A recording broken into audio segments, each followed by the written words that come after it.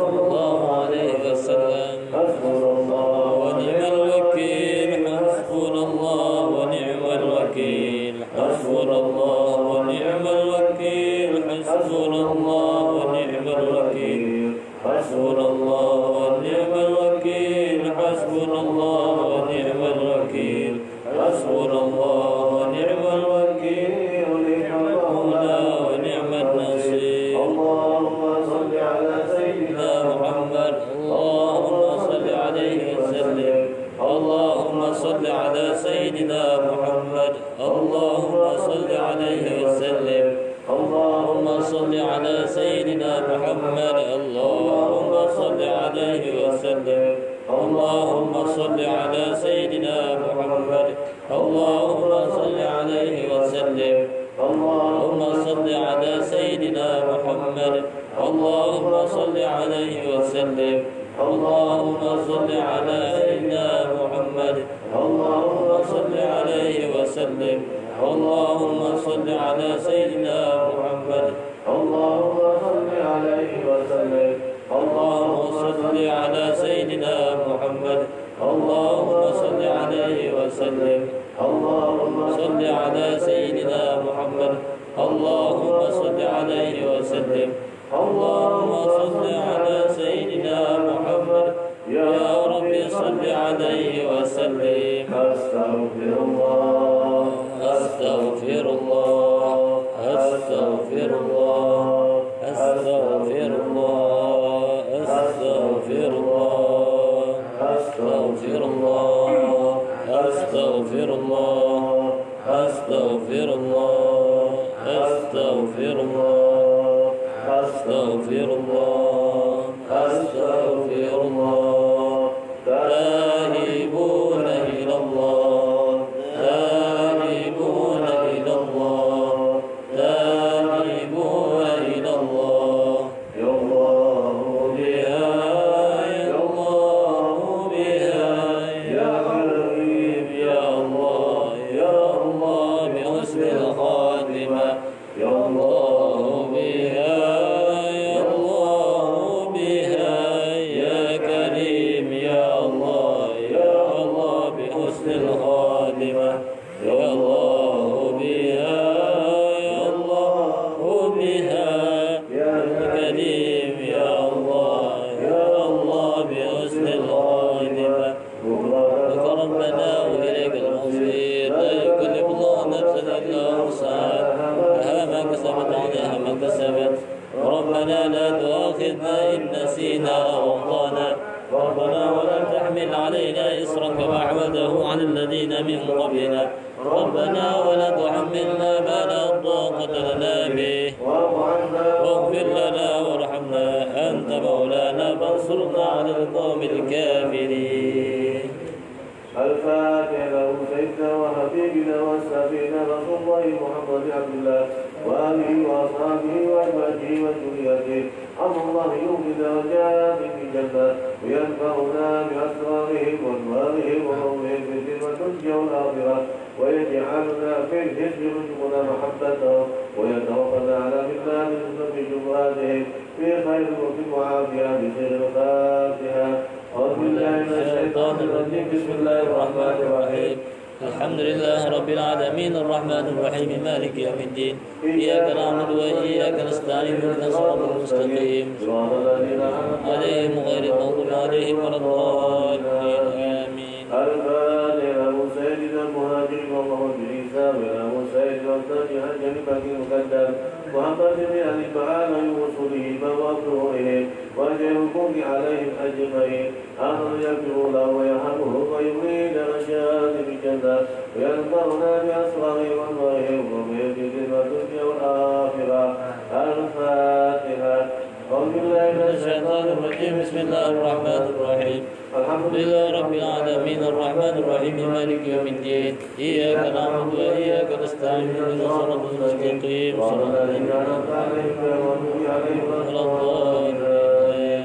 الفاتحة له سيدنا وحبيبنا وبركاتنا صاحب هذه الأنفاس الحبيب عمر بن عبد الرحمن وله سعد عبد الله بارك وله الحبيب عبد الرحمن بن أبي الأعطى وله حسين عمر إلى أبو الحبيب وعبد الله وسلم عبد الرحمن أطر ثم إلى أبو الحبيب علي بن حسن أطر إلى أبو الحبيب أحمد بن حسن أطر وصوله وطرهم ويرزق عليهم أجمعين هذا يغفر لهم ويرحمهم ويغفر درجات بجنة يرفعنا بأصحابه وطهره وقومه ونفحاته في الدنيا والآخرة الفاتحة وبالله من الشيطان الرجيم بسم الله الرحمن الرحيم الحمد لله رب العالمين الرحمن الرحيم مالك يوم الدين إياك نعبد وإياك نستعين اهدنا الصراط المستقيم صراط الذين أنعمت عليهم غير المغضوب عليهم ولا الضالين الفاتحة مع الأولياء والشهداء والصالحين وأئمة الراشدين بالأعوان والدينا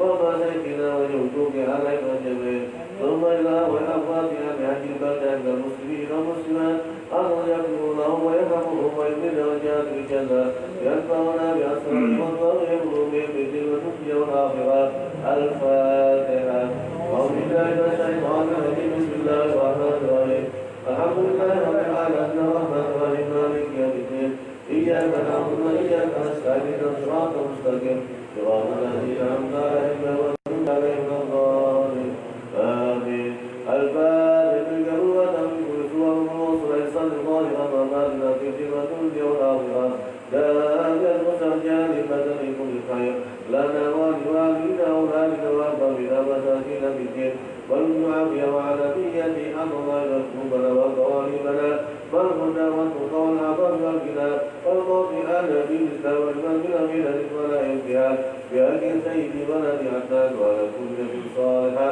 وإلى حرز النبي محمد صلى الله عليه وسلم الفاتحة أعوذ بالله من الشيطان الرجيم بسم الله الرحمن الرحيم الحمد لله رب العالمين الرحمن الرحيم مالك يوم الدين إياك نعبد وإياك نستعين اهدنا الصراط المستقيم صراط الذين أنعمت عليهم غير المغضوب عليهم ولا الضالين بسم الله الرحمن الرحيم الحمد لله رب العالمين حمدا يغفر نعمه ويكفي مزيدا يا ربنا لك الحمد كما ينبغي لجلال وجهك وعظيم سلطانك سبحانك لا نحصي ثناء عليك أنت كما أنت على نفسك فالحمد حتى ترضى ولك الحمد بغيرك ولك الحمد بعد رضا اللهم صل وسلم على سيدنا محمد في الأولين وصل وسلم على سيدنا محمد في الآخرين وصل وسلم على سيدنا محمد في كل وقت وحين وصل وسلم على سيدنا في الملأ الأعلى إلى يوم الدين وصل وسلم على سيدنا محمد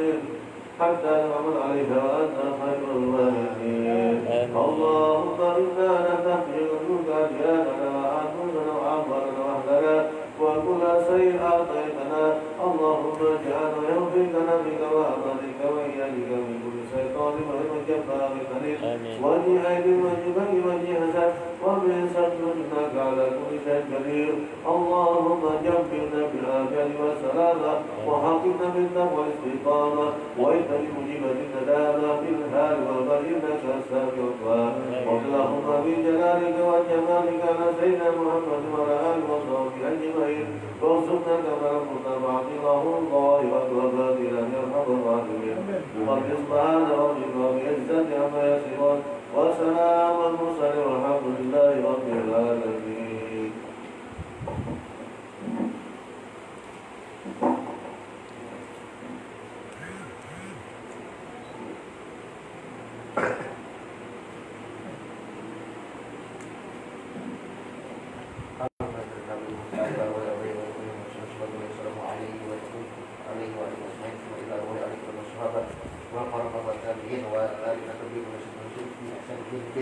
ثم إلى أرواح الأربعة الأئمة المسلمين المقربين في الأوهام العاملين والمخلصين والمخلصين مسألة السنة المحققين وتابعين المسلمين سنة المسلمين في هذا الكتاب وسنة القرآن الحمد لله تعالى عند رسول الله ورحمة الله وبركاته وسلم عليهم وعلومهم ونفعاتهم في الدين والدنيا والآخرة ويختم لنا برسول الله في خير ولكم عافية إلى حضرة النبي محمد صلى الله عليه وسلم الفاتحة أعوذ بالله من الشيطان الرجيم بسم الله الرحمن الرحيم الحمد لله رب العالمين الرحمن الرحيم مالك يوم الدين إياك نعبد وإياك نستعين اهدنا الصراط المستقيم صراط الذين أنعمت عليهم غير المغضوب عليهم ولا الضالين آمين.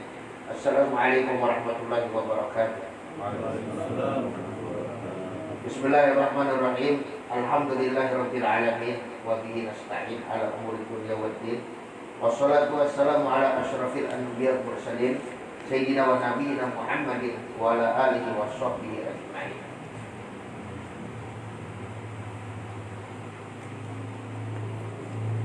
Qala al-musannif rahimahullah ta'ala wa nafa'ana bihi wa bi ulumi fid dharain amin. Babun najasah ini. Babun najasah. Babun najasah.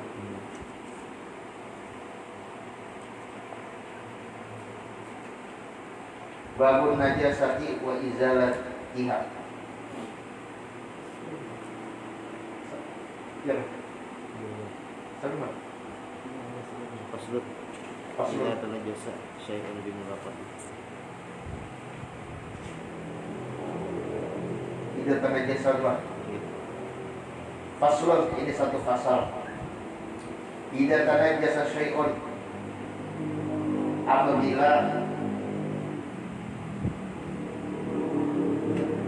apabila dihukumkan najis oleh sesuatu.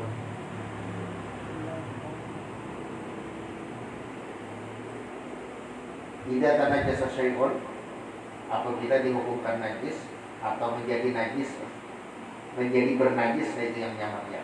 Apabila bernajis, nah itu yang nyamannya. Bernajis oleh sesuatu bimulaqati kalbin au far'ihi, dengan bersentuhan anjing atau anaknya. Dengan bersentuhan anjing atau anaknya. Ghusila sab'an, maka wajib dibasuh sab'an 7 kali. Ihdahunna, salah satu dari yang 7 itu biturabit tahuri, dengan tanah yang suci lagi menyucikan. Ini adalah bab atau pasal yang berkenaan dengan cara membersihkan najis, yang mana kita sudah mengetahui bersama bahwasanya najis itu terbagi 3 dari segi cara membersihkannya.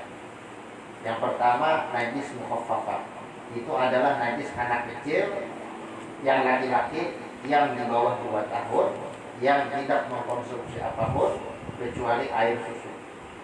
Nah, kemudian yang kedua adalah najis yang sebaliknya, yang mughalladah, yang hukumnya diberatkan.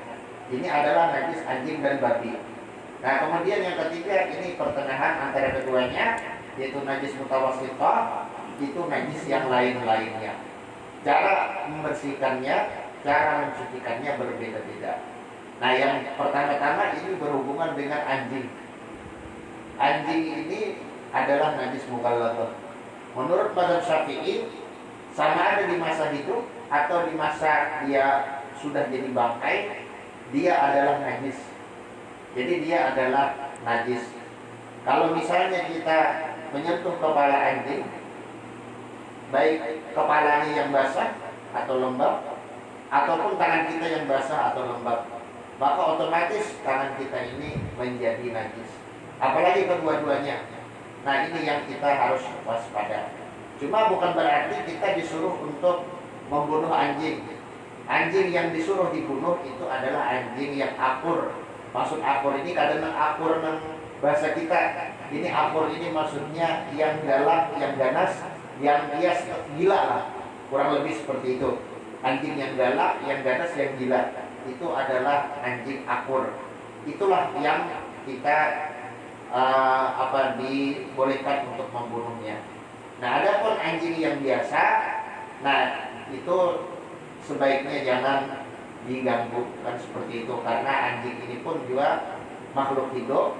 Bahkan ada menurut sebagian ulama anjing yang masuk surga, itulah anjing Ashabul Kahfi, yang menurut sebagian ulama namanya adalah Kitmir.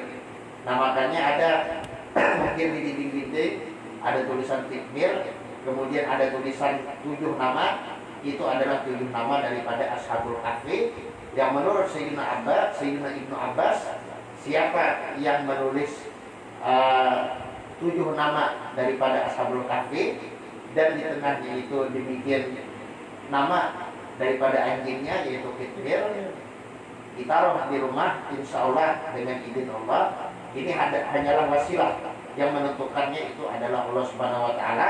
maka rumah itu dengan izinnya selamat dari berbagai macam bahaya. Di antaranya apa? Di antaranya kemalingan, perampokan, kebakaran dan sebagainya. Nah, begitu juga bagi yang istrinya sedang hamil, supaya kehamilannya berjalan dengan bagus dan juga supaya melahirkan dengan selamat, usaha dan ikhtiarnya adalah dibikinkan jimat tersebut. Nah, jimat daripada nama 7 pemuda yang beriman kepada Allah Subhanahu wa taala yang berlindung di Goa Ashabul Kahfi, dan 2 anjingnya yang bernama Khidr. Jadi ada anjing yang dimuliakan oleh Allah Subhanahu wa taala. Bahkan dia adalah calon penghuni surga. Karena di akhirat nanti roh daripada binatang akan dilenyapkan oleh Allah Subhanahu wa taala. Kecuali ada beberapa yang diantaranya adalah anjing Ashabul Kahfi. Jadi 7 kali, 1 kalinya bercampur dengan tanah. Nah, begitu juga orang yang pernah memakan anjing atau pernah memakan babi. Misalnya saja dia adalah seorang yang mu'alaf, nah yang baru masuk Islam, yang sebelumnya itu dia pernah memakan anjing atau memakan babi, maka selain dia seandainya sebelumnya dia pernah kawin atau pernah mandi junub, dia mandi wajib. Nah, juga dia wajib untuk apa? Untuk membersihkan mulutnya ini, berkumur 7 kali. Salah satu dari yang 7 itu dicampur dengan tanah. Lalu pertanyaannya, bagaimana dengan lubang duburnya? Kan dari kita makan akhirnya kan masuk ke perut, nah kemudian ujung-ujungnya jadi kotoran keluar dari lubang dubur.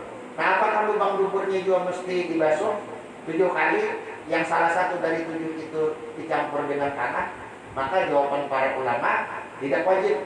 Nah, ini hanya dibasuh biasa, seperti kita membasuh kotoran yang lain-lainnya. Nah, kenapa dianggap tidak wajib? Itu tadi karena perut ini punya daya urai. Jadi perut ini punya daya urai yang ketika anjing atau babi najisnya itu masuk ke tenggorokan sampai ke perut, maka diurai oleh perut unsur-unsur najisnya, najis mughaladhahnya menjadi hilang. Nah, ketika keluar di lubang dubur, maka itu hukumnya sama seperti kotoran-kotoran yang lain. Nah, ini sama juga. Makanya iwak, kan iwak makan tahi kan istilahnya nih. Nah, atau misalnya kambing, nah makan misalnya kotoran babi atau kotoran anjing dan seterusnya, nah itu hukumnya halal, masih halal. Nah, tidak ada haram-haramnya, kecuali kalau misalnya itu ikan atau itu kambing misalnya nih, umpamanya baunya berubah. Nah, timbul jadi bau-bau tahi anunya ini, iwaknya ini, awak atau badan daripada ikan tadi. Nah, menjadi bau tahi, maka hukumnya kan sampai haram juga, tetap hukumnya halal, cuma makruh. Paham ya kalau lah. Jadi binatang-binatang yang semacam ini dalam istilah fikih disebut jalalah. Nah, jalalah ini hukumnya adalah mubah, tidak ada menjadi najis, tidak ada yang menjadi najis. Sekalipun makanannya adalah najis, tetap tidak ada yang menjadi najis. Bahkan sekalipun berubah baunya, misalnya nih karena setiap hari makan tahi, ini iwak, akhirnya awaknya sebertaan sebukuan menjadi bau tahi, tetap itu hukumnya mubah. Tetap boleh dimakan, tapi hukumnya makruh. Nah, ini seperti itu. Nah, jadi bagaimana yang aulanya? Wal afdalu fil ula. Yang paling afdal itu adalah pada basuhan pertama. Summa fi ghairil akhirah. Kemudian pada basuhan yang selain terakhir. Itu yang paling afdal. Jadi yang paling afdal itu pian ambil misalnya 1 gelas daripada air yang mutlak. Ini ada 3 pilihan. Yang pertama, pian anggap tanahnya dinajis, anggaplah najisnya di sini. Nah, anggaplah najisnya di sini. Yang pertama, ini najis, misalnya bekas dijilat anjing. Nah, yang pertama bisa aja pian anggap tanahnya, kemudian pian kuburi pakai banyu. Nah, itu bisa. Nah, kemudian yang kedua, pian kuburi dulu pakai banyu, hanya pian anggap di tanah. Itu pun bisa juga. Nah kemudian yang terakhir ini yang paling abdol, pian Anda di baju di gelas ini misalnya nih, ini itu pian Anda di tanah sampai akhirnya berwarna coklat, berwarna dengan warna tanah. Nah lalu dikumpuli lebih ini. Nah ini yang paling abdol. Jadi yang paling abdol itu menggabung. Paham ya lah. Yang paling abdol itu digabung.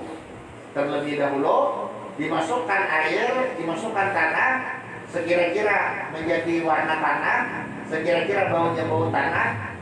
Maka kalau sudah demikian disiramkan.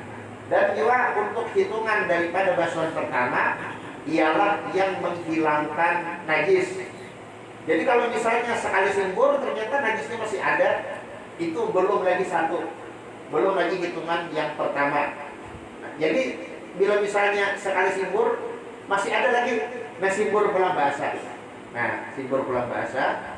Kalau masih ada lagi simbur pulang basah. Nah ketiga kali misalnya ligis sudah seberataan, airnya hilang, maksud air ini kan bendanya, sifatnya yang tiga hilang, air, rasa, warna dan bau. Nah kemudian yang berikutnya itu baru dihitung yang kedua, yang ketiga, yang keempat, kelima, keenam, ketujuh. Jadi yang menghilangkan air atau benda najis, nah itu yang dianggap sebagai pembersih yang pertama, sebagai basuhan yang pertama. Paham ya Allah? Jadi sekali lagi, kalau misalnya di sini ada najisnya, najis jilatan anjing umpamanya, nah disiram sekali ternyata masih ada lagi, nah airnya atau bendanya, siram lagi yang kedua kalinya. Kalau yang kedua kalinya hilang, nah berarti yang ketiga itu hitungan yang kedua, sedangkan yang keempat itu hitungan yang ketiga dan seterusnya. Kalau misalnya dua kali tadi hilang, nah ketiga yang menghilangkan, maka yang keempat itu adalah yang kedua dan sebagainya. Jadi itu supaya bisa dipahami bersama. Lalu apa hikmahnya saat di pemulaan ini, apa hikmahnya? Hikmahnya itu seandainya mau merancing, ini kadang perlu lagi dipakaikan tanah. Nah itu kadang perlu lagi dipakaikan tanah. Jadi kadang perlu lagi disatu dengan tanah. Misal ini kan ada najisnya di sini. Nah lalu disimbur. Tapi yang menyimburnya ini, yang menyiramnya ini yang sudah pakai tanah, sudah bercampur tanah. Nah kemudian mau merancing misalnya nih, nah merancing misalnya yang kedua, yang pertama tadi sudah beres. Nah kemudian yang kedua misalnya mau merancing, misal. Nah maka yang di sini istilahnya kan nih hanya apa? Hanya menyambung aja lagi. Yang di sini hanya menyambung. Jadi yang di sini yang kedua, di sini dianggap yang kedua juga tiga, tapi kada perlu pakai satu. Misalnya basuhan yang ke-5 memerancing, maka di sini cukup 2, yang ke-6 dan ke-7 kan gitu. Nah, di sini kan sisa 2 lagi, tapi kada perlu pakai tanah lagi. Tapi kalau misalnya yang berdudiakan yang pakai tanah, nah otomatis yang memerancing ini harus juga dibasuh dengan campuran tanah salah satunya. Intinya seperti itu. Nah kemudian wal khinziru kal kalbi, dan bermula babi kal kalbi, hukumnya seperti anjing. Bahkan ini lebih parah lagi. Anjing anjing ini yang ghairu muhtaram, yang tidak dihormati, itu hanyalah yang akur atau yang tadi yang galak, yang gilaan. Adapun khinzir itu semuanya itu adalah ghairu muhtaram, tidak dihormati. Makanya Nabi Isa alaihissalam diutus ke muka bumi ini sesudah terjadinya kekacauan. Selain tujuannya membunuh Dajjal, juga membunuh seluruh babi yang ada di muka bumi ini. Na'udzubillah. Jadi membunuh seluruh babi yang ada di muka bumi ini. Karena babi ini ya istilahnya sumber dari berbagai macam penyakit. Di antaranya adalah penyakit cacing pita, kan seperti itu. Banyak orang-orang barat yang terkena cacing pita lantaran mengkonsumsi daripada ini daging. Na'udzubillah. Nah kemudian dulu pernah ada salah seorang ulama dari Mesir. Beliau ini pernah waktu ke Perancis pernah ditanya oleh seorang pendeta. Nah, kata si pendeta ini, kami punya teknologi canggih yang dapat menghilangkan cacing kita. Apakah dalam Islam tetap diharamkan? Nah, maka kata si Syekh ini, coba kita bikin percobaan. Kita ambil ayam, 1 ekor betina, 2 ekor jantan. Kemudian kita ambil babi, 1 ekor betina, 2 ekor jantan. Kita lihat bagaimana perkembangannya. Nah, jadi diamat-amati, ternyata ayam jantan ini saling berkelahi. Nah, saling berkelahi. Apa sebabnya mereka berkelahi? Memperebutkan si betina. Nah, berbeda dengan babi. Babi bukannya berkelahi, malah bergantian, bergiliran. Artinya apa? Artinya babi ini tidak punya rasa cemburu. Pahamnya lola. Babi tidak punya rasa cemburu, atau rasa cemburunya sangat sedikit. Nah, sedangkan ayam, dia punya rasa cemburu yang banyak. Nah, makanya itu orang-orang barat, kata Syekh tersebut, mereka memiliki sifat cemburu yang sangat sedikit. Nah, sifat cemburu yang tipis. Melihat apa bininya, misalnya disalami orang, bininya di peluk orang, dicipika-cipiki orang, kan gitu kan. Dia tidak ada rasa cemburu, tidak marah, kan seperti itu. Bahkan yang antik lagi, nah si suami selingkuh, si istri pun selingkuh. Nah, ini yang menjadi gaya hidup orang-orang barat. Bahkan itu ada penelitian di satu tempat, mungkin itu Amerika lah. Dia berasal dari Amerika, ini profesor, yang mana profesor ini ahli dalam ya ilmu yang berkenaan dengan masalah apa itulah, kurang tahu juga apa itu ngarannya.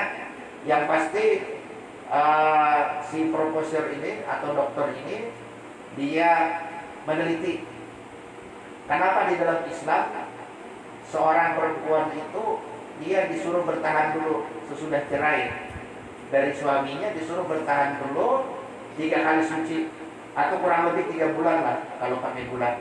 Nah, kenapa disuruh bertahan dulu, tidak langsung menikah? Nah, ternyata dari hasil penelitiannya bahwasanya seorang perempuan itu apabila digauli oleh suaminya atau digauli oleh seorang lelaki, maka bekasnya itu tidak hilang sampai 3 bulanan. Jadi bekasnya itu tidak hilang sampai sekitar 3 bulanan. Kalau sudah 3 bulan, maka bekasnya hilang. Nah, jadi dia meneliti terhadap istrinya sendiri. Nah, ternyata apa? Ternyata dari hasil penelitiannya, yang merupakan anaknya yang asli dari bibitnya itu hanya 1. Sedangkan yang 2, dia punya 3 anak, yang 2 itu adalah dari bibit orang lain. Nah, sampai akhirnya profesor ini masuk Islam, melihat kebenaran ajaran Islam. Jadi seorang perempuan itu apabila digauli oleh seorang laki-laki, ada bekasnya. Walau alam kayak cara profesor itu mengetahui. Yang pasti dia tahu kalau misalnya perempuan ini bekas digauli sekitar sekian hari yang silam atau sekitar sekian minggu yang silam, dia punya kemampuan untuk menelusuri hal tersebut dengan kecanggihan teknologi yang dia kuasai. Nah, jadi ini adalah hikmah yang tidak bisa dipungkiri, yang menunjukkan bahwasanya Islam adalah agama yang benar. Jadi anjing, babi ini sama seperti anjing, harus dihindari. Nah, harus dihindari maksudnya dari segi kita bersolat dan sebagainya. Sholat dan sebagainya tidak boleh bersentuhan dengan anjing dan babi dan seterusnya. Nah, adapun kucing kan istilahnya, nah itu adalah hewan yang suci, cuma tidak halal dimakan. Atau misalnya yang seperti ular dan seterusnya kan dan sebagainya, itu hewan yang suci tapi haram dimakan. Nah, ada bedanya. Jadi hewan ini ada 3 tingkatan. Yang pertama ada 4 tingkatan lah kurang lebih. Yang pertama, hewan yang suci 100%. Bangkainya itu suci, waktu dia hidup suci, dan bangkainya pun juga suci. Nah, itu adalah ikan dan belalang. Itu all sucinya. Jadi biar belalangnya mati atau ikannya mati, ikan ini maksudnya seluruh makhluk yang hidup di air, baik di sungai atau laut, bukan cuma ikannya saja. Nah, jadi seluruh hewan yang hidup di air, tulen di air, seperti cumi-cumi, seperti misalnya kepiting laut dan seterusnya, itu adalah suci dan halal 100% sekalipun sudah jadi bangkai. Nah kemudian ada hewan yang maksudnya dia halal dengan disembelih. Nah ini yang nomor 2. Nah yang sering kita makan seperti apa? Seperti ayam, seperti kambing, seperti sapi. Dan istilahnya nih, unta ada kan di sini yang pernah makan unta? Nah yang pernah diam di Timur Tengah, alhamdulillah sudah terasai unta. Nah cuma yang belum, yang mudah-mudahan ya kalau terasai unta. Karena unta ini ya istilahnya memang dagingnya sedikit berbeda dengan kambing. Tapi adalah yang nomor 1-nya. Yang lebih belah. Artinya seandainya dihadapkan unta dengan kambing, maka orang Arab memilih untanya. Ya kalau unta yang hidup, ya jelas Bang, orang Arab memilih unta yang hidup. Kenapa? Karena harganya larang. Bang yang lelah. Ini maksudnya yang sudah dimasak, maka mereka akan memilih kambing. Jadi ada positifnya, ada negatifnya, ada kelebihannya, ada kekurangannya, kan seperti itu. Karena itulah yang namanya makhluk yang sempurna, satu-satunya hanyalah Allah Subhanahu wa taala yang Maha Esa, yang tidak ada celah atau kekurangan sedikit pun. Nah, jadi yang nomor 2 itu yang halal dimakan ketika dia disembelih. Nah, dan ini hukumnya adalah suci. Ini hukumnya adalah suci. Sampai bulu-bulunya suci selama dia masih hidup. Atau ketika dia sudah disembelih, maka suci. Nah, kecuali ketika dia mati sebagai bangkai, ayam mati garing, atau misalnya kambing mati keracunan dan sebagainya, maka bangkainya dan seluruh yang ada dalam tubuhnya itu menjadi najis. Nah, intinya seperti itu. Nah, kemudian yang ketiga, hewan yang tidak halal dimakan tapi suci ketika dia hidup. Nah, ketika dia sudah jadi bangkai, maka ya jelas dia najis. Atau ketika dia masih hidup, lalu ada sesuatu yang terlepas daripada tubuhnya seperti bulu-bulunya, maka bulu-bulunya itu menjadi najis. Nah, tapi untuk yang kayak kucing, nah kalau misalnya 3 atau kurang itu dimaafkan. Lebih dari 3 itu yang tidak dimaafkan.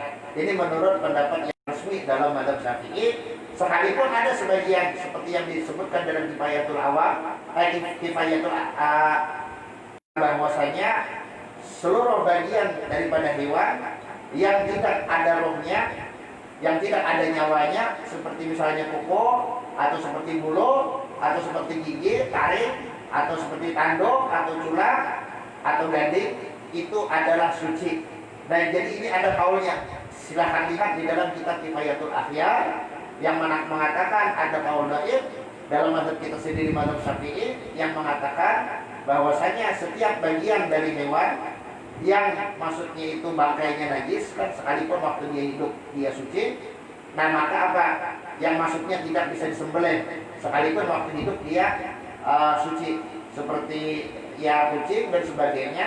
Nah, itu bulu-bulunya, kemudian lagi tanduknya misalnya, atau culanya, atau misalnya gigi, atau taring dan seterusnya, itu adalah suci. Nah, makanya dulu ulun pernah melihat di Yaman Utara. Nah, ada orang pakai pipa rokok yang lebih besar. Ternyata pipanya itu berasal dari cula badak, kan seperti itu. Nah, itu kan badak termasuk daripada hewan yang haram dimakan. Kalau kita pakai mazhab Imam Syafi'i yang resmi, yang mu'tamad, yang diunggulkan, itu adalah najis dan mulutnya itu senantiasa bernajis. Cuma untung saja memang di dalam mazhab Syafi'i sendiri ada yang mengatakan demikian. Maksudnya sekali lagi, bagian-bagian yang tidak ada nyawa di dalamnya, yang tidak ada roh di dalamnya, seperti rambut, bulu, dan seterusnya, itu hukumnya suci pada binatang yang suci ketika dia hidup, tapi dia tidak bisa disembelih, tidak dihalalkan. Nah, ini yang nomor 3-nya. Nah, kemudian yang terakhir, ini yang paling najis sebukuan. Mulai dari dia hidup sampai mati, mulai dari liurnya sampai seterusnya, itu adalah najis. Inilah anjing dan babi. Nah, kemudian kita sambung. Wa ma tanajjasa bi bauli sabiyin lam yat'am ghairu labani yumdah. Dan sesuatu yang menjadi najis atau terkena najis dengan apa? Dengan kencing sabiyin. dengan kencing anak laki-laki. Jadi ini syaratnya anak laki-laki. Kalau anak perempuan tidak bisa, karena selangnya dua. Perempuan itu selangnya dua, yaitu selang yang pertama untuk kencing. Nah kemudian selang yang kedua ini yang tembus ke rahim, yaitu selang untuk senggama. Jadi perempuan itu selangnya dua. Nah sehingga apa? Sehingga tidak ada istilah najis mukhaffafah bagi anak perempuan. Jadi ini khusus anak laki-laki. Yang anak laki-laki kurang dari 2 tahun. Nah kurang dari 2 tahun. Dan juga anak laki-lakinya lam yat'am ghairul laban, tidak mengkonsumsi kecuali susu. Sama ada susu ibunya atau susu perempuan lain ataupun misalnya susu sapi. Yang penting tidak ada campuran. Yang campuran itu untuk mengenyangkan, tidak ada. Nah kalau misalnya campuran untuk memberikan rasa yang manis misalnya itu dimaafkan. Nah tapi kalau campuran itu untuk mengenyangkan juga itu yang tidak dimaafkan. Maksudnya tidak termasuk dalam kategori susu di sini. Jadi sekali lagi ini susu bukan cuma susu manusia. Bisa juga ini yang mengkonsumsi susu sapi, misalnya cuma susu sapi yang murni. Atau ada campuran gula, tapi gulanya bukan untuk mengenyangkan, tapi hanya untuk menyedapkan atau memaniskan rasanya. Nah ini masuk. Tapi kalau bukan itu, apalagi misalnya makan bubur sun ya Allah, atau misalnya makan apalagi pisang. Nah apalagi misalnya bisa makan yang ya istilahnya itu yang seram-seram, nasi samir ya Allah, sayur pucuk jadi istilahnya nih. Nah apalagi istilahnya nang dinas seram-seram makanan nasi samir iwak dinding ya. Itu bahasa hulu sungai. Iwak dinding artinya dendeng. Cuma orang hulu sungai menyambat dinding. Nah jadi yang mendengarnya merasa takjub. Umpamanya istilahnya nih nasinya semen. Nah ini itu pulang apa iwaknya dinding pulang kan gitu nah. Nah ini itu pulang sayurnya sayur pucuk. Nah itu lain pulang biasanya. Maka hanya dipercikkan. Cuma dengan syarat apa syaratnya? Yaitu yang sekira-kira mampu mengusir daripada airnya dan sifatnya yang tiga, seperti yang telah dijelaskan kemarin. Nah jadi caranya itu ya dengan diperah, atau misalnya caranya dengan dikeringkan. Sesudah itu baru dipercikan air. Yang sekira-kira percikan air itu mampu menghilangkan daripada air dan juga daripada sifatnya yang tiga. Kalau misalnya kadang mau hilang, kambingnya banyak ya mau harus disiram juga. Jadi ini memercikan hanya sekedar yang minimal. Paham jangan lah yang minimal. Jadi praktiknya itu ya misalnya dia ambil air dipercikan seperti ini saja. Nah asalkan airnya hilang dan sifat yang tiga hilang. Cuma kalau kada diperas itu jarang hilang, atau kada dikaringakan itu jarang hilang. Nah biasanya dikaringkan dulu dan diperas dulu baru bisa hilang. Kalau kada hilang dengan dipercikan, nah mau kada mau harus disiram juga. Wa man tanajjasa bi ghairi dzalika, dan apapun yang menjadi najis, yang terkena najis dengan yang selain demikian. Maksudnya bukan yang kena najis anjing babi, ataupun yang bukan kena najis daripada anak laki-laki yang kurang dari 2 tahun, yang tidak mengkonsumsi kecuali hanya susu. Nah ini bagaimana caranya? Wajibat izalatu ainihi wa ta'mihi wa launihi wa rinihi. Wajib hukumnya menghilangkan airnya. Airnya ini ya bendanya. Wa ta'mihi, dan dia wajib menghilangkan rasanya. Wa launihi, dan juga warna. Wa rinihi, dan juga bau. Nah jadi ini sifat yang tiga. Sifat yang tiga harus hilang. Ada pun asar yang tidak bisa dilihat dengan mata, tidak bisa dicium dengan hidung, dan juga tidak bisa dirasa dengan lidah. Asar itu kalau ada di mana? Di masalah istinja, yaitu di kemaluan, maka itu dimaafkan, bisa dibawa sembahyang. Itu asarnya saja. Nah adapun untuk yang diwajibkan itu adalah air dan sifatnya yang tiga. untuk seluruh najis, Nah kemudian wala yadurru baqa'u launin auriin asura zawaluhu. Wala yadurru, dan tidak merusak. Artinya tidak memudaratkan, tidak menyebabkan terhalangnya sholat dan sebagainya.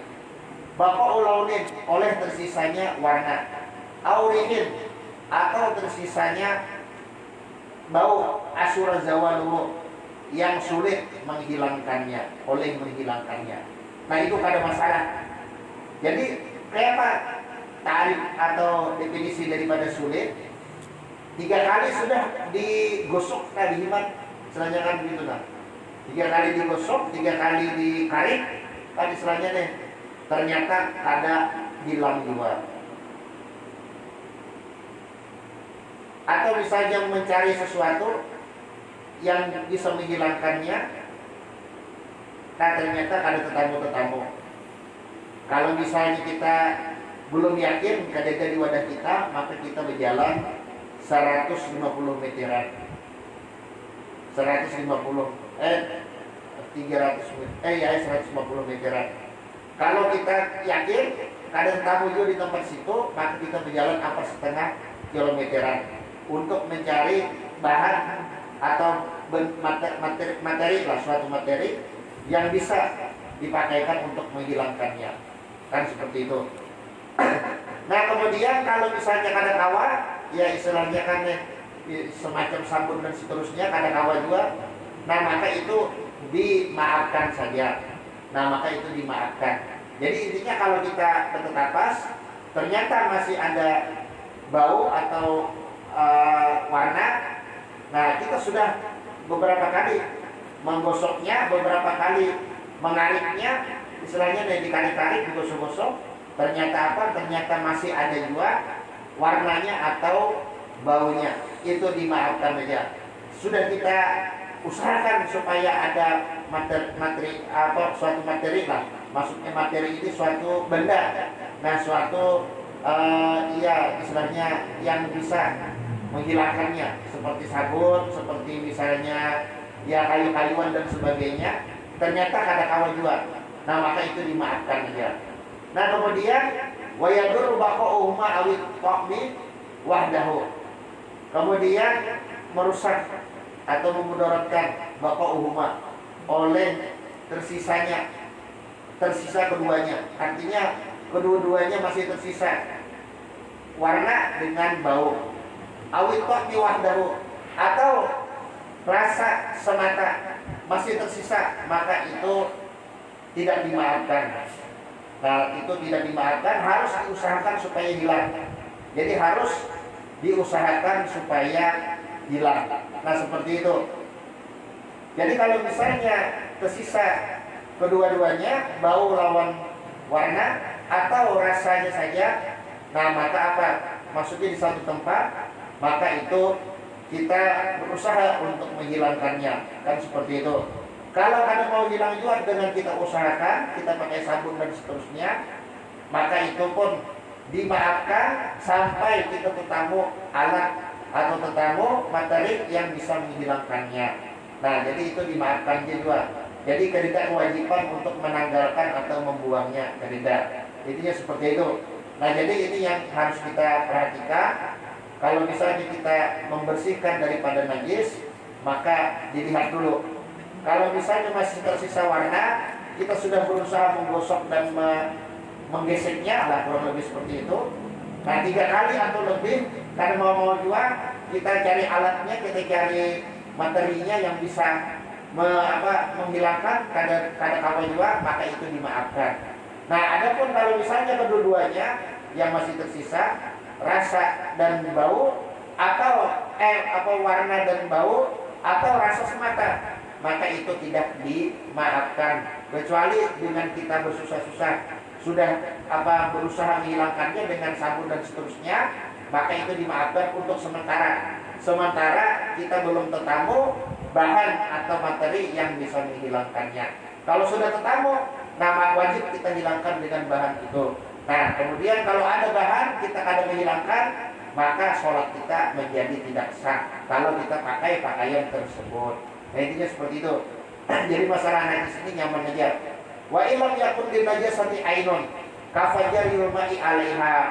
Nah, kemudian apabila najis ini tidak punya air, maksud tidak punya air ini tidak punya benda, ini adalah najis hukumiyah. Nah, najis hukumiyah umpamanya apa? Umpamanya kalau misalnya kita di sini, anggaplah dulu ada orang Bekami di sini, tapi kita biarkan aja sampai bertahun-tahun, sampai istilahnya mungkin 10 tahun, gak ada lagi bakasnya. Jangankan 10, mungkin sekitar setahun sudah gak ada lagi bakasnya. Atau bahkan kada sampai setahun, sebulan, atau walau alam, pokoknya lakas saja kali misalnya nih, kalau iklimnya iklim yang tropis atau iklim yang panas, ini dibawa oleh angin panas, atau misalnya diisap, diserap oleh panasnya matahari, misalnya kan jadinya akhirnya hilang sama sekali, gak ada lagi airnya. Nah, air ini berdaya. Kemudian otomatis tidak juga rasa, warna dan bau. Nah, ini bagaimana? Cukup dengan dialirkan air kepadanya. Nah, jadi yang perlu diingat di sini, najis mutawassithah itu wajib dibasuh.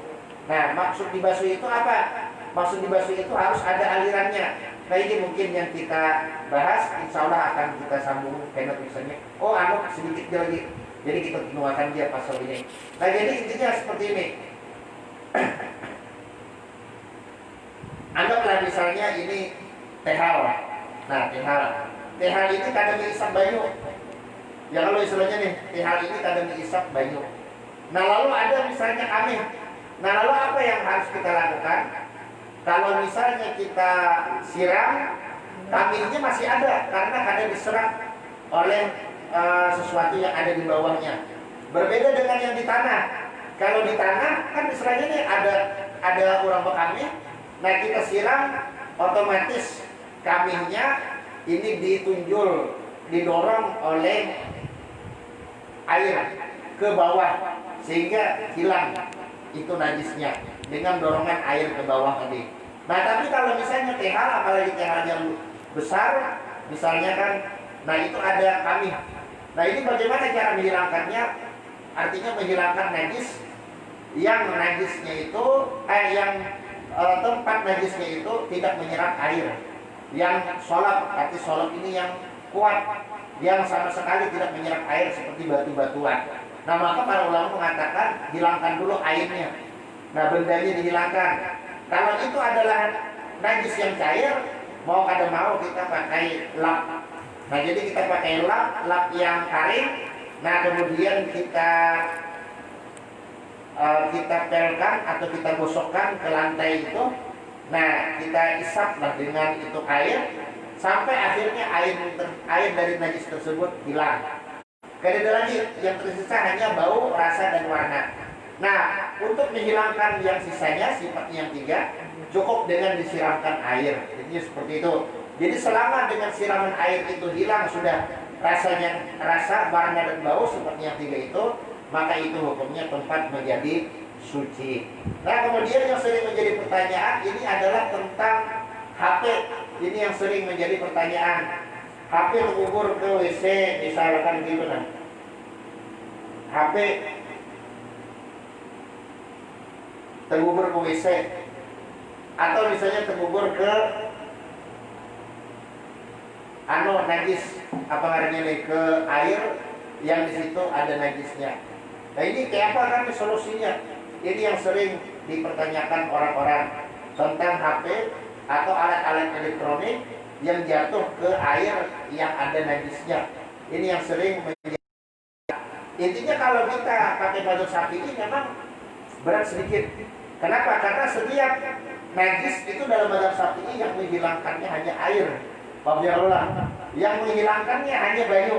Selainnya kan gitu. Nah, jadi kalau misalnya kita punya HP kita ini kena najis, kalau kita basuh, bakal rusak ini HP. Kan seperti itu. Kalau kan dibasuh, maka HP-nya bernajis. Karena kalau dibawa sembahyang. Maka kalau pakai mazhab Syafi'i memang ini HP sudah kada kau lagi dibawa sembahyang. Nah, yang menjadi pertanyaan kayak apa aman kita ini bukan orang yang kaya raya, bukan orang yang istilahnya bisa membeli apapun Nah ini yang menjadi masalah. Sedangkan hati ini sekarang menjadi kebutuhan yang penting. Artinya nomor-nomor kawan-kawan atau misalnya nomor daripada orang-orang yang biasanya membeli barang dari kita, misalnya kan atau memesan jasa kita dan seterusnya. Nah biasanya ada di HP. Nah ini juga untuk kelancaran usaha. Nah ini kayak apa kan gitu. Nah handak misalnya diandak sembarangan, selanjutnya rahatan sembahyang diandak di muka awak. Ya istilahnya amun maling ini itu penghutang, mungkin pada takdir. Cuma amun malingnya nekat, rahatan kita Allah Akbar kabiran bila kisah subhanallahi wa ta'ala, ya sahihnya lewat, ya kalau selanjutnya bertunduk setuman di bawahnya bukan. Nah ini kan berat akhirnya.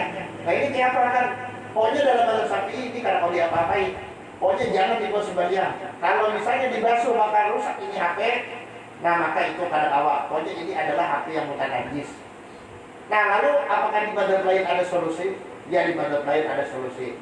Apa solusinya? Di dalam mazhab Imam Abu Hanifah,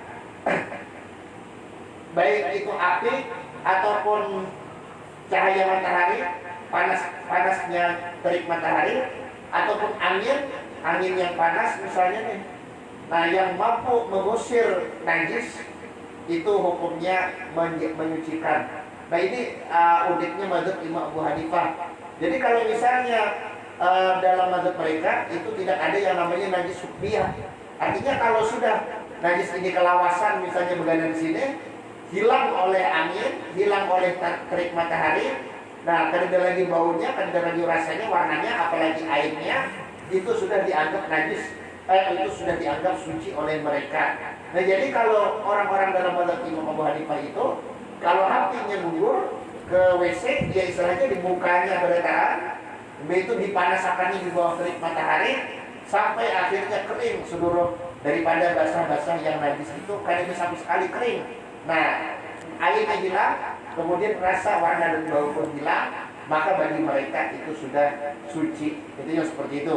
Nah itu mazhab Imam Abu Hanifah. Nah jadi abang misalnya kita ini perlu lawan HP kan selanjutnya sulit untuk melepaskan diri dari HP karena urusan pekerjaan dan yang lain-lainnya, maka yang memang masih ada yang mengatakan itu hukumnya suci kalau sudah dipanaskan di bawah terik matahari yang sekira-kira hilang bendanya dan juga hilang rasanya, warnanya dan baunya, yaitu sifatnya yang tiga.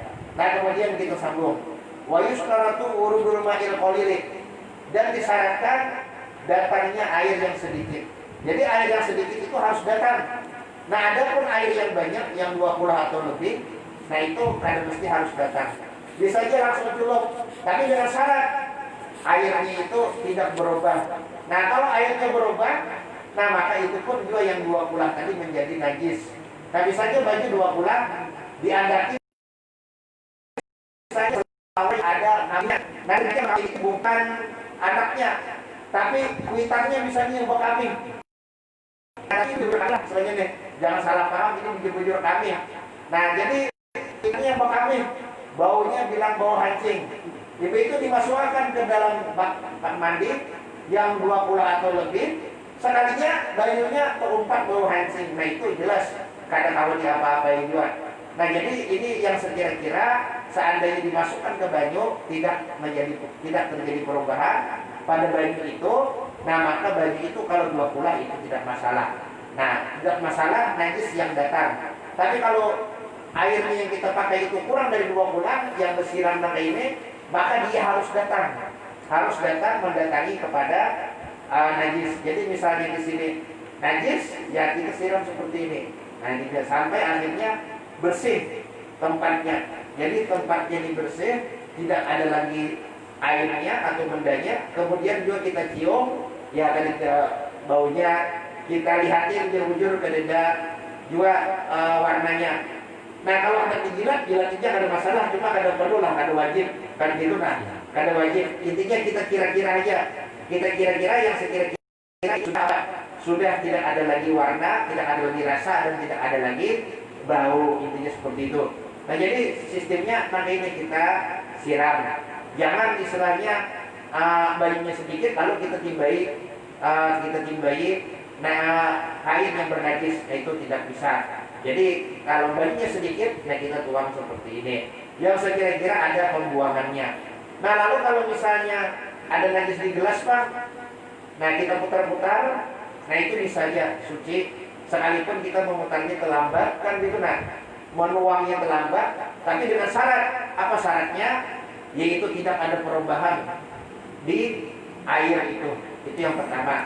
Dan yang kedua, sekira-kira seandainya ditimbang, maka tidak ada tambahan timbangan. Nah ini, jadi misalnya nih ada najis di gelas ini, lalu misalnya kita tuangi banyu, kita diamakan, kita putar, terlambat artinya kada langsung kita tuang, kada. Kita putar-putar dulu, kan istilahnya santai dulu. Ini itu hajar kita tuang. Nah lalu apakah najis yang ada di dalam ini menjadi suci? Maka itu tergantung dari banyunya tadi. Kalau misalnya pas kita tuang, ternyata banyunya berubah.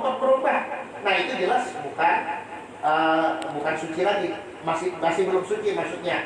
Atau misalnya sekira-kira kita ukur, kita timbang bertambah. Ini kalau najisnya itu cair. Kalau najisnya itu padat, itu ketahuan aja. Yaitu ya jelas bertambah timbangannya, kan seperti itu. Jadi harus berasa pulang, dituangi banyu, diputar-putar pulang, hanya harus dibuang. Itu kalau misalnya timbangan daripada banyu yang dituang itu sekira-kira bertambah. Mesti berasa pulang dituangi. Intinya seperti itu. Kemudian yang terakhir, wal ghusalatul qalilatul tahiratun illam tatagayyar. Dan air yang mustakmal pada membasuh najis yang sedikit, itu adalah suci apabila dia tidak berubah. Waqad tahural mahal, dan juga tempatnya sudah suci. Waqad tahura, dan sudah suci al mahallum oleh tempatnya. Intinya seperti itu. Dan juga timbangannya tidak bertambah. Ini syaratnya, timbangannya tidak bertambah. Jadi ini namanya ma'ul musalah. Ada kalau misalnya berubah, maka itu airnya air mutanajis. Atau misalnya tempatnya belum suci, maka itu pun juga airnya air mutanajis. Atau misalnya ibadah ditimbang bertambah, maka itu pun juga mutanajis. Jadi sudah habis pasal ini, alhamdulillah. Ulun jelaskan sedikit supaya lebih nyaman lagi memahami. Misalnya ini air.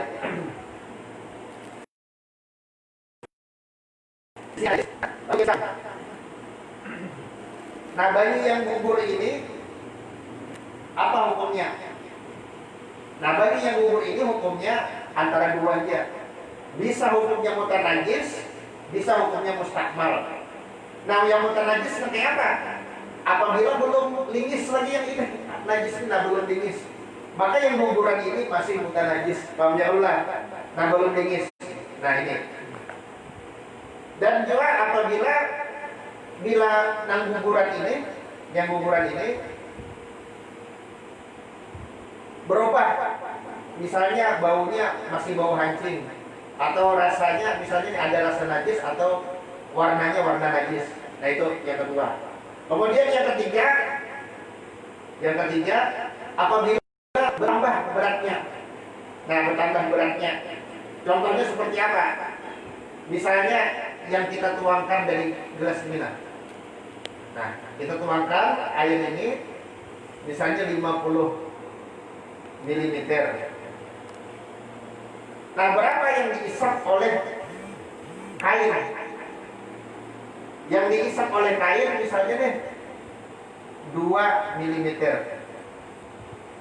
Berapa najis yang mengumpat ketika bayi ini guguran? Berapa kadar najisnya?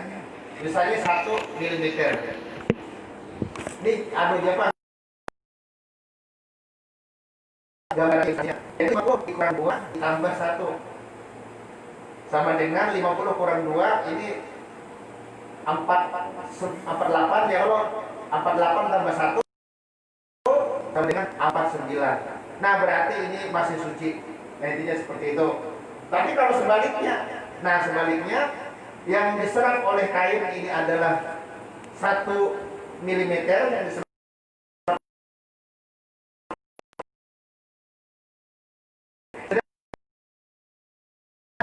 karena dibawahi oleh banyu. Nah ini adalah 2 mm ukurannya, berarti 20 kurang 50 kurang 1 sama dengan 49, tambah 2 sama dengan berapa? 51 ya Allah. Nah ini berarti menjadi najis. Nah kemudian yang terakhir, banyu yang kita kucurkan ini kurang dari 2 kula. Kalau lebih dari, kalau 2 kula atau lebih dan tempatnya bersih, nah ini bukan banyu mustahmal, bukan banyu najis, tapi banyu yang masih kawan. Nah jadi selama najis ini belum lingis, maka yang guguran ini pasti bukan najis. Dan juga selama misalnya karena ada perubahan pada banyu yang guguran ini, nah maka itu pun masih bukan najis. Atau bertambah timbangannya dengan rumus seperti ini, maka ini pun bukan najis. Tapi kalau misalnya kada bertambah, kemudian lagi kada berubah, sudah habis di najisnya. Nah jadi tuakan yang terakhir dasar lingis sama sekali, dan juga kada bertambah dan juga kada berubah, maka yang terakhir ini disebut dengan air mustahmal dalam urusan membasuh najis yang disebut dengan ma'ul ghusalah. Nah jadi ini sudah suci lagi mensucikan dengan syarat-syarat yang tadi. Jadi sekali lagi syaratnya tempatnya sudah suci. Nah kemudian kada bertambah timbangannya, kemudian kada ada perubahan. Nah dari air yang guguran ini, nah maksudnya air yang guguran ini kada berubah, kada ada tambahan timbangannya, kada bertambah timbangannya, dan juga tempat ini suci, maka dia mustahmal, sudah suci. Tapi kalau misalnya belum lagi suci, belum lagi bersih ini tempat, ini mutan najis harus. Paham ya Allah? Sama ketika kita beherak. Nah, masih ada lagi di ruang burit. Nah, simbol berarti yang gugur itu najis. Paham ya Allah? Baju yang gugur itu najis. Simbol pulang, masih ada lagi di ruang burit, berarti baju yang gugur itu najis. Simbol lagi, sampai akhirnya di ruang burit kita ini kada lagi najisnya bersih, dan juga yang nyebur ini kada bertambah wazannya atau timbangannya, dan juga kada ada perubahan sedikit pun. Nah maka yang terakhir itu adalah air yang suci. Nah tapi kada mensucikan, itu adalah air yang mustahmal. Ada kira-kira pertanyaan? Bisa kita nih kawan-kawan ini jumlah mengikuti Andi dengan jualan bisnya kita. Yakin kan? Kalau misalnya kada yakin, maka itu kan masalah kan gitu lah. Jadi kan ini masalahnya kayak yang kemarin. Masalahnya kalau misalnya kan kita melihat, anggaplah misalnya anjing masuk. Kalau anjing itu bukan itulah masalahnya. Ini masalahnya kayak kucing bernajis kan ya.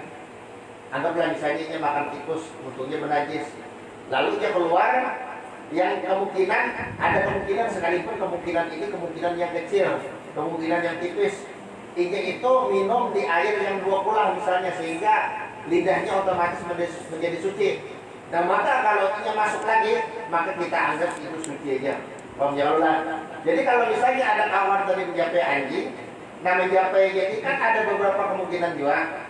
Kalau tangan kita kering, anjingnya kering, itu kan jadi najis. Paham ya Allah? Nah jadi misalnya kan kayak kita mengusut kepala anjing, tangan kita kering sedikit pun kada ada basah dan ada lembab, itu juga kepala anjing ini kada ada basah, kada ada lembab, kering sekali-kali kan gitu. Nah kita kusut, maka kada ada urusan najisnya di sana, kecuali kalau misalnya bulunya terompatkan di tangan kita, tapi amun kering ya kada masalah, langsung kita tiupin aja.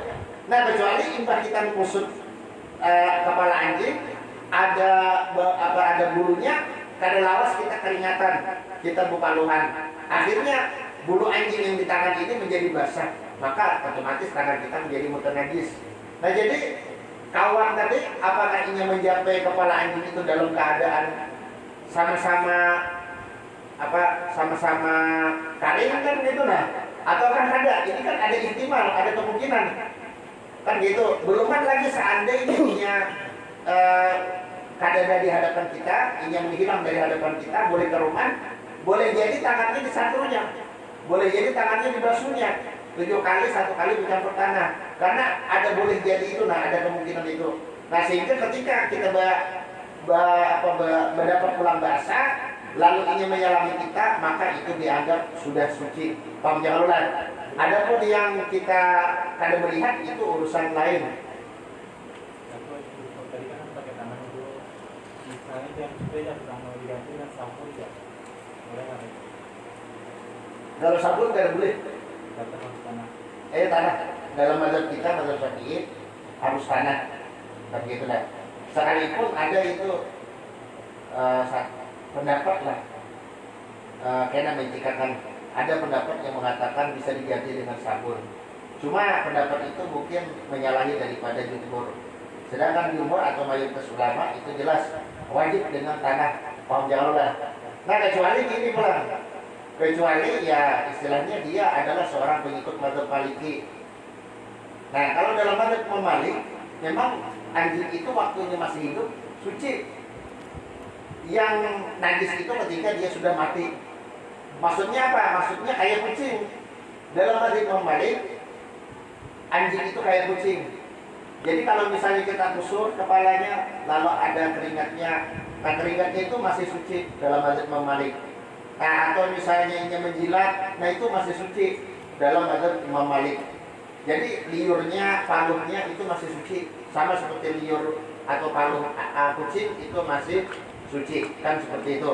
Nah itu hukumnya masih suci dalam mazhab mereka.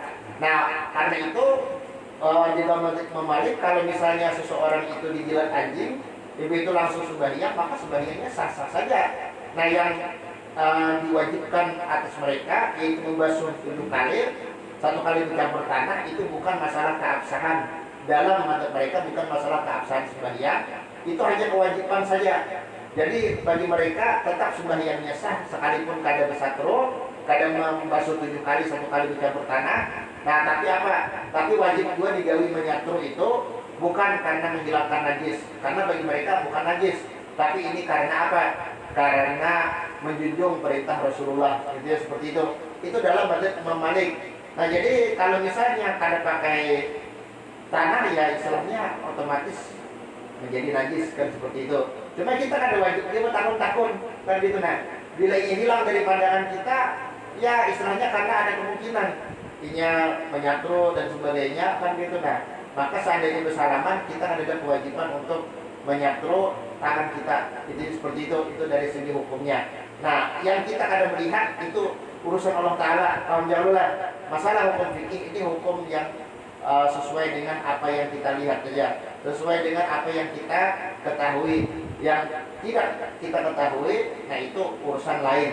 Nah sama kayak kita misalnya dijuluki orang duit, nah itu boleh jadi duit haram, tapi kita kan ada kewajiban untuk meneliti, apalagi bertakun.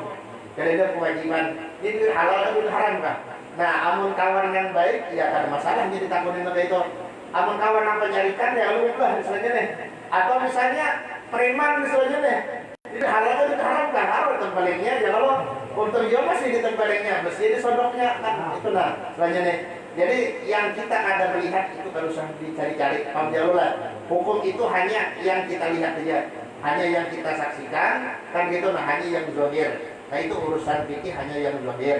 Urusan yang di luar daripada pandangan kita, daripada penglihatan kita, nah itu lain lagi.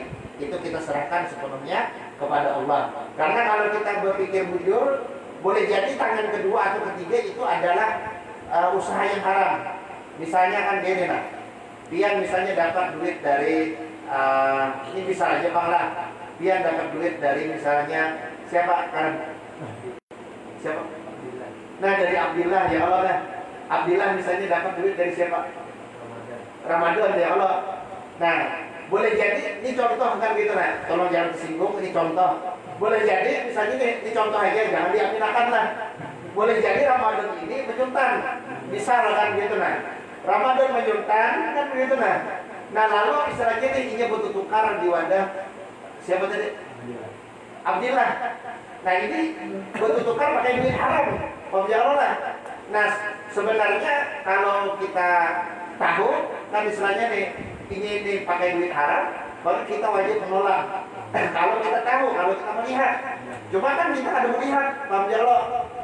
Kita ada melihat dan kadang dibebani untuk menakuni kan untuk bertanya apakah ini duit halal atau duit haram. Nah jadi misalnya bentuk tukar itu misalnya anggaplah bentuk tukar kitab kan nih.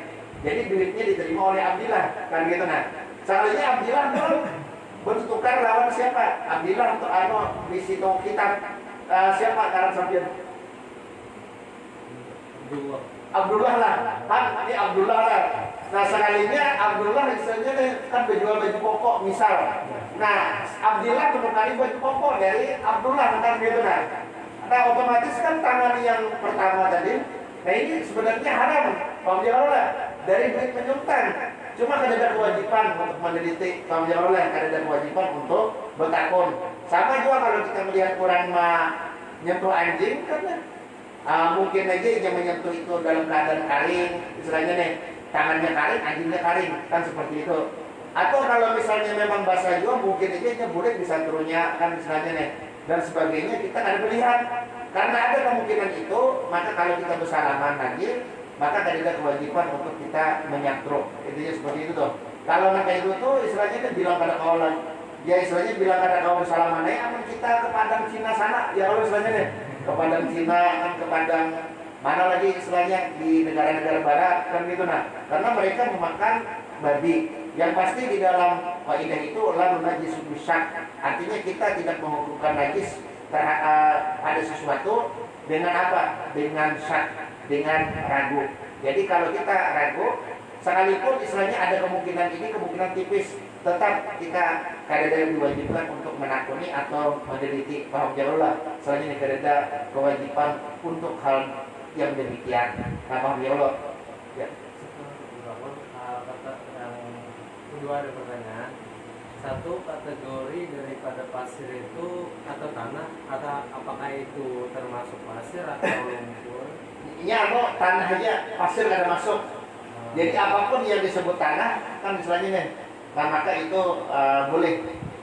Kalau lumpur itu kan dari tanah juga ya Allah istilahnya nih. Ya lumpur tadi dan sebagainya, pokoknya yang ada debunya lah kan gitu nah. Istilahnya nih. Kalau pasir itu kada masuk. Paham ya Allah? Kalau pasir itu kada masuk. Atau misalnya batu-batuan, nah itu kada masuk. Jadi ini tanah kan istilahnya nih. Dan tanah itu tentu istilahnya berdebu kan istilahnya nih, apapun jenis tanahnya. Nah itu jadi tanah-tanah yang berdebu, nah itu adalah tanah yang sah untuk dijadikan alat bertoharoh. Nah bukan cuma untuk satru ini, tapi juga untuk apa? Untuk tayamum kan istilahnya nih. Nah itu juga harus pakai tanah yang berdebu. Nah ada pun yang kayak batu-batuan atau misalnya pasir-pasiran itu ada masuk. Jadi pasir ada masuk, Bang Jarullah. Jadi ini tanah. Nah, apapun tanahnya sama ada tanah kuning atau tanah merah atau tanah apapun kan gitu nah. Atau tanah yang berlumpur kan istilahnya kan gitu nah. Nah, itu masuk aja. Istilahnya kan gitu nah. Masuk aja. Ada kali lagi pertanyaan kira-kira? Guring kan duduk ada batal. Tapi ini pesantren ada batal lah.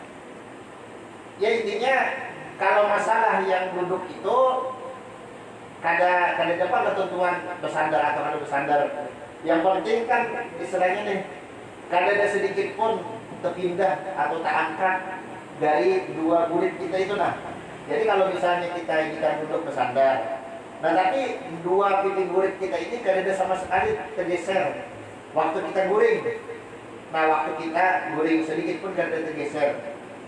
Bisa misalnya tergeser kayak ini, tapi syaratnya itu bangunnya itu sudah tergeser.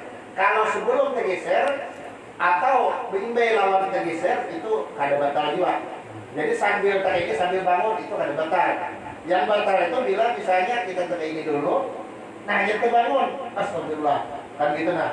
Atau misalnya ini kan misalnya nih, kemarin, nah otomatis kan ada tak angkat gurit. hanya terbangun, nah itu yang batal. Paham ya? Nah atau misalnya kita bersandar, sekalinya ada yang mencabut